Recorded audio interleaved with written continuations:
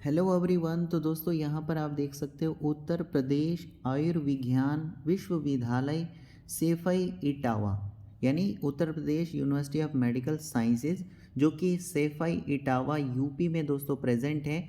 तो इनकी ओर से एक एडवर्टाइजमेंट निकाली गई है, जो कि आप इसका नंबर देख सकते हो एडवर्टाइजमेंट का। इसमें दोस्तों इन्होंने कई सारी वैकेंसीज़ को निकाला है। अभी मैं आगे चलकर आपको सारी डिटेल दोस्तों बताऊंगा। सबसे पहले आप यहाँ पर देख लीजिए, Uttar Pradesh university of medical sciences Saifai Etawah जो है ये इनवाइट करती है ऑनलाइन एप्लीकेशंस के लिए।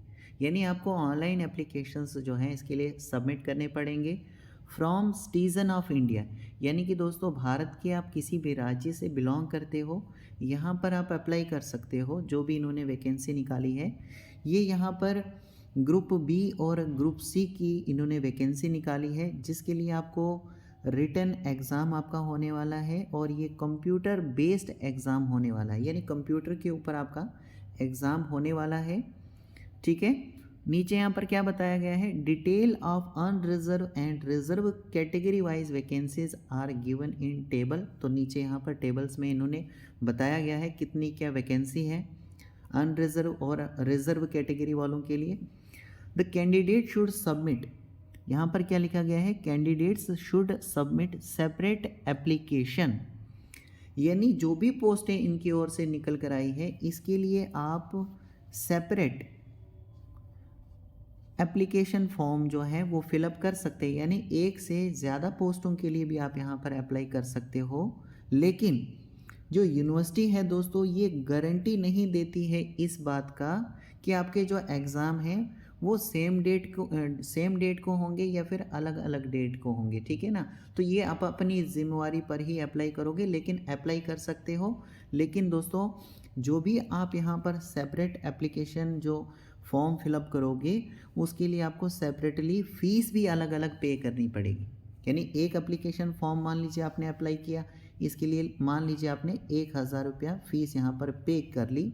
लेकिन अगर सेपरेट एक अलग से आप एप्लीकेशन फॉर्म फिलअप करते हो किसी और पोस्ट के लिए, तो इसके लिए भी आपको और यहाँ पर 1,000 रुपीज़ पे करने पड़ेंगे, ठीक है। खैर फ़ीस तो यहाँ पर अलग अलग रखी गई है, लेकिन मैं आपको जस्ट बता रहा हूँ इसके लिए कि अलग अलग आपको फ़ीस भी पे करनी पड़ेगी अगर एक से ज़्यादा पोस्टों के लिए आप अप्लाई करते हो। और सेपरेटली आपको अलग अलग फॉर्म भी यहाँ पर अप्लाई करना पड़ेगा, ठीक है। अब नीचे यहाँ पर आप देख लीजिए, information required for candidates applying online. Online application system is applicable for applying under the एबो post. The application send through any other means will not be accepted. यानी ऑनलाइन एप्लीकेशंस जो यहाँ पर सबमिट किए जाएंगे वही यहाँ पर ये एक्सेप्ट करेंगे। इसके अलावा अगर किसी भी अदर मोड से आप यहाँ पर एप्लीकेशन फॉर्म को मतलब सबमिट करेंगे, तो फिर वो ये कैंसिल करेंगे, उसको ये एक्सेप्ट नहीं करेंगे, ठीक है। तो ऑनलाइन मोड से ही आपको अप्लाई करना है। इसके अलावा दोस्तों यहाँ पर लिखा गया है process of filling the application form. Application form को फिल करने का प्रोसेस क्या रहेगा, तो सबसे पहले कैंडिडेट रजिस्ट्रेशन का यहाँ पर प्रोसेस रहेगा।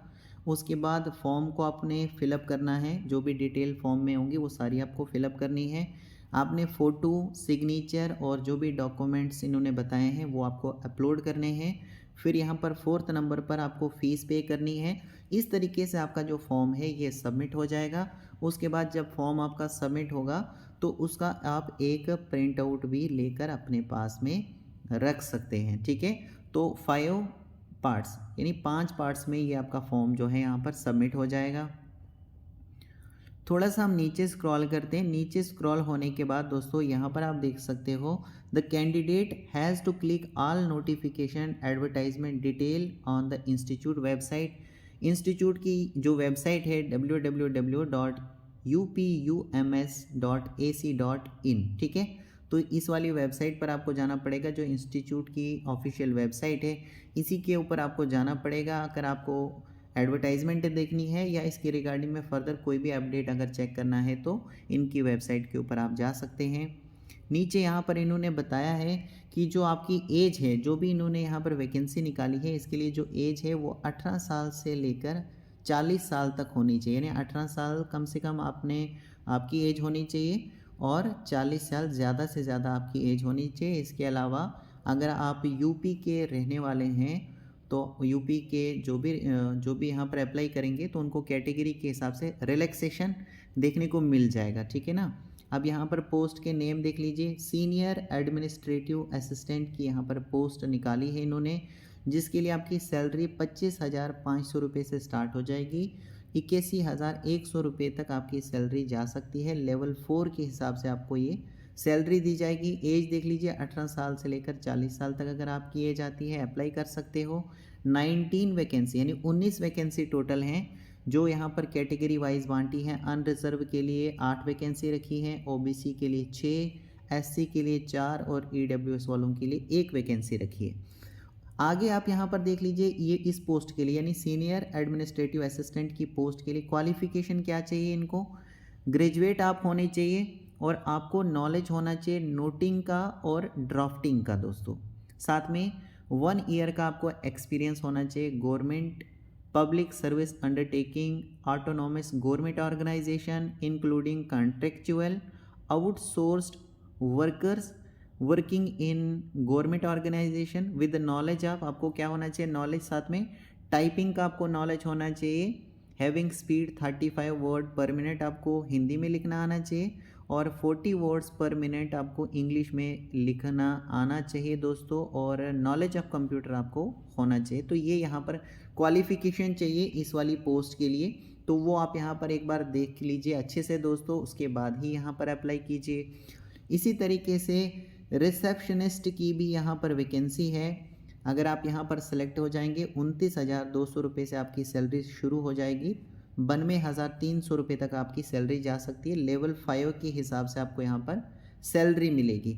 एज यहाँ पर देख लीजिए 18 साल से 40 साल तक अगर आपकी एज आती है अप्लाई कर पाओगे। 19 वैकेंसी यहाँ पर भी हैं जो कैटेगरी वाइज बांटी है, तो आप अपनी कैटेगरी के हिसाब से देख लीजिएगा कि आपकी कैटेगरी में कितनी क्या वैकेंसी डिवाइड की गई है।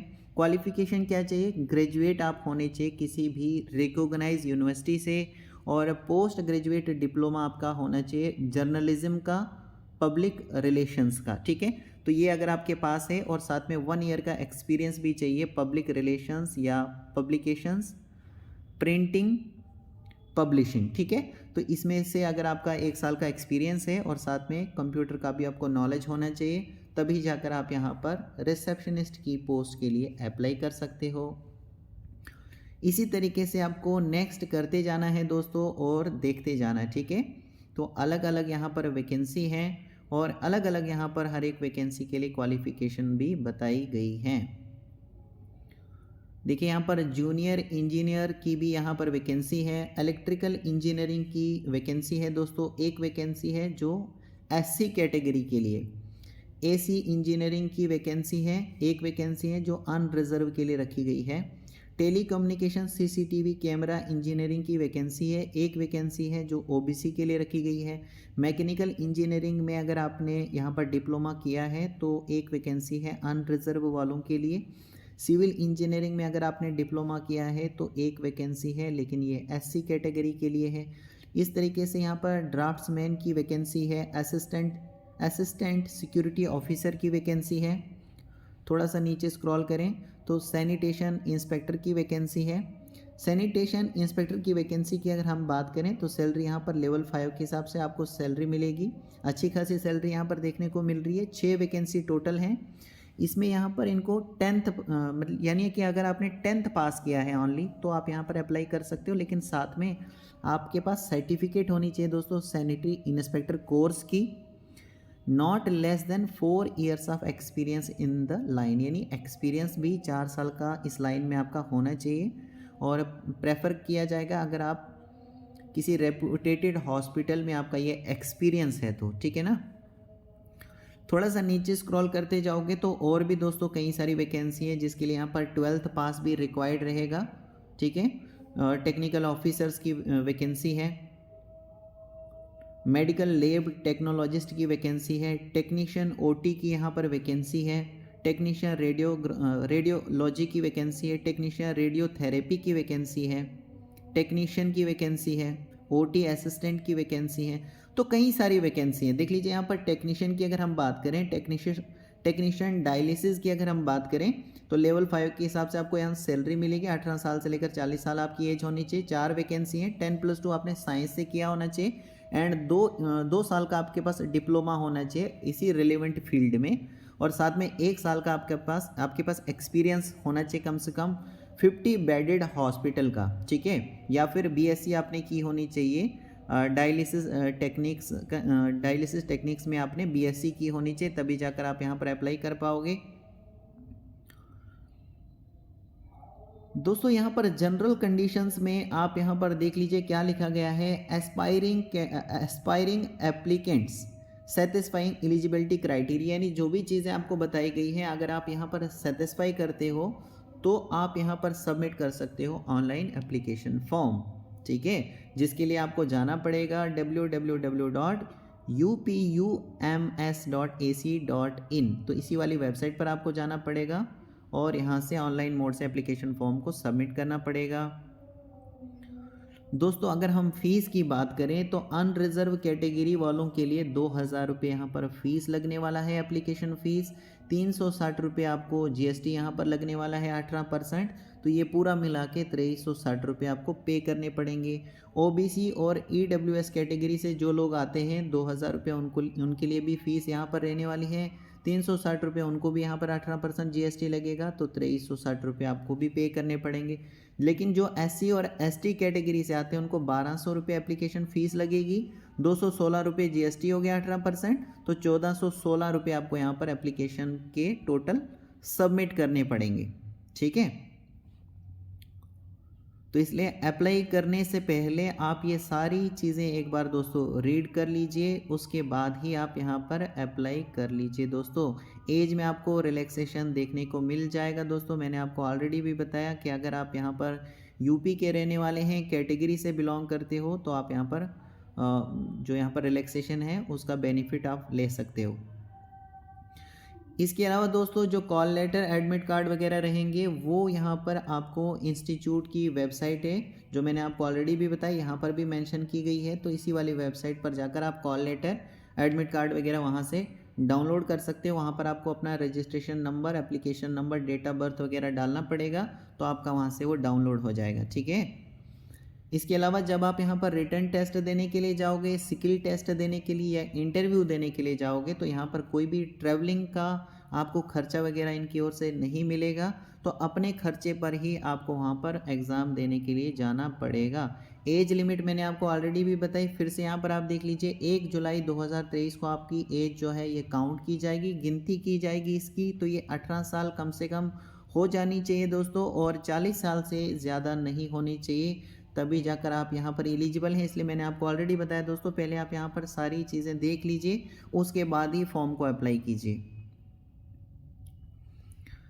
इसके अलावा यहाँ पर लिखा गया है कि जो लिंक रहेगा यहाँ पर एप्लीकेशंस के लिए जो लिंक रहेगा, और जो कॉमन रिक्रूटमेंट टेस्ट यानी जो CRT रहेगा, इसके रिगार्डिंग में यूनिवर्सिटी की वेबसाइट के ऊपर यहाँ पर आपको डिस्प्ले हो जाएगा, यानी यूनिवर्सिटी की वेबसाइट पर आपको ये सारी जानकारी मिल जाएगी। इसलिए इन्होंने यहाँ पर बताया गया, इन्होंने ऐसा बताया है कि आप यूनिवर्सिटी की वेबसाइट को रेगुलरली दोस्तों यहाँ पर चेक करते रहिए किसी भी फर्दर अपडेट के लिए, किसी भी फर्दर इंफॉर्मेशन के लिए, ठीक है दोस्तों। तो दोस्तों मैं यहाँ पर होप करता हूँ कि आपको ये सारी चीज़ें जो हैं क्लियर हो चुकी होंगी। So thank you very much.